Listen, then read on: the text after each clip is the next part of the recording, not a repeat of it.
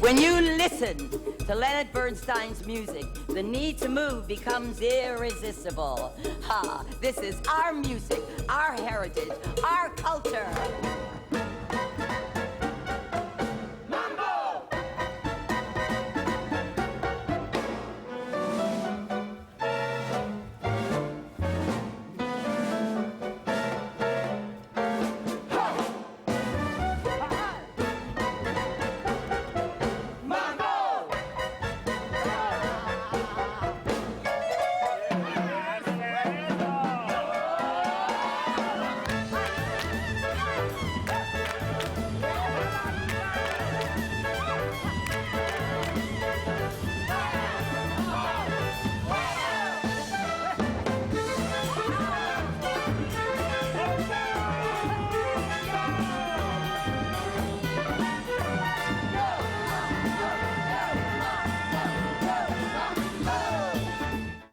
Like when you see a Picasso, you know it's a Picasso.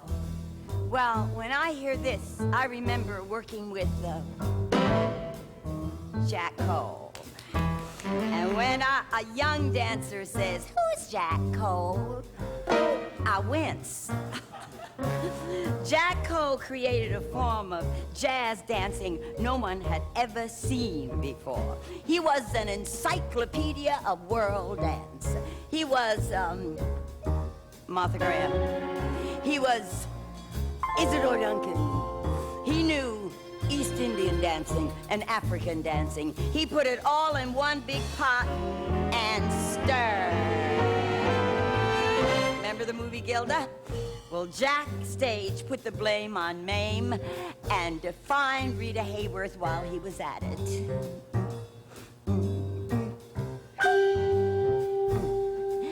Marilyn Monroe wouldn't do a movie musical without him.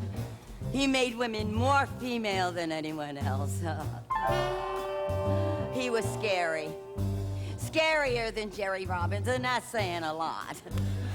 He danced like a warrior. He clapped the time out for his dancers like this. Yeah. He was cross-eyed. When he said, "Look at me," we said, "Where? Where?" Gwen Verdon was his assistant before she came to Broadway. In this business, it's not who you slept with, it's who you dance with. Gwen Verdon, Carol Haney, Buzz Miller, Matt Maddox, Peter Gennaro, we all danced for Jack, and he made us look great. Nobody's feet were faster than Peter Gennaro's, except maybe mine when I danced with him. People said we had two of the greatest bums in show business. How to dance from the black help in his family's restaurant in New Orleans.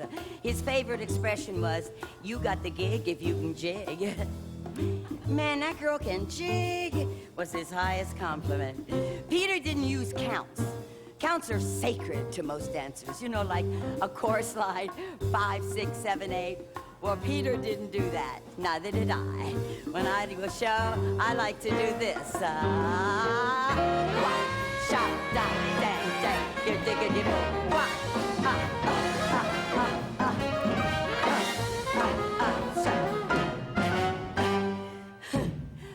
taught me that. Peter was short, nervous, and Italian. He had the Swedish speech impediment. You couldn't understand a word he said. Maybe he had to be a dancer. Peter was pure joy. We couldn't wait to go to rehearsals when Peter was in charge. Bob Fosse, who else? A minimalist. A less is more Fosse. I'd go, and he'd say, less Chita. Less Chita. Less Chita. That's it. Keep it. It's a wrap. What? Bobby's is probably the most easily recognizable style. A flick of the wrist, a tilt of the pelvis, a gesture with the brim of a hat. Pure Fosse. A Fosse move is small and tight. Very, very precise. You're looking at the human body through a microscope. The Fosse style was very much like Fosse the man. He was short, kind of turned in. He didn't look at all like a dancer. His teachers were the vaudeville houses he hung out in as a kid. And his favorite idol was Bilbo Jangles Robinson. Bobby created a unique style.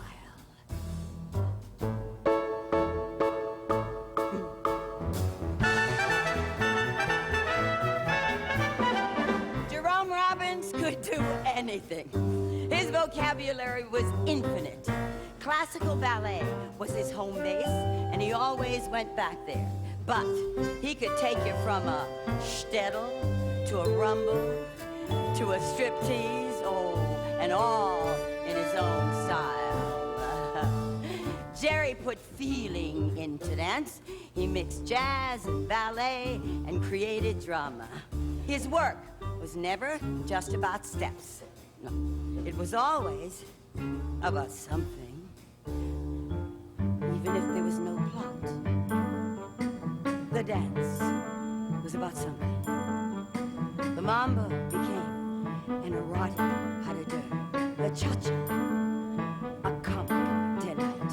Jerry let the audience see the movement without fuss, clutter, or distraction. There was clarity to his work which reminded me of Stritch when she said, "Let 'em hear ya." Wow, with Jerry, it was "Let 'em see ya." Jerry dealt in the essence of dance. Tradition was never cleaner, clearer, or more complex.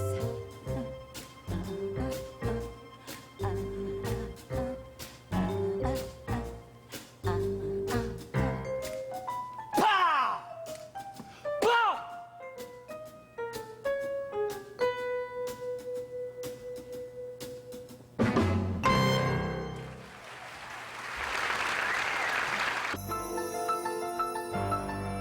And over the years, these women set me free to stand on a stage and simply show you me. With lines on my face, pins in my knees, ready to dance some more. Heart goddess and mom and evil and queen, pot purple and pink and evergreen. A woman the world has never seen. Me.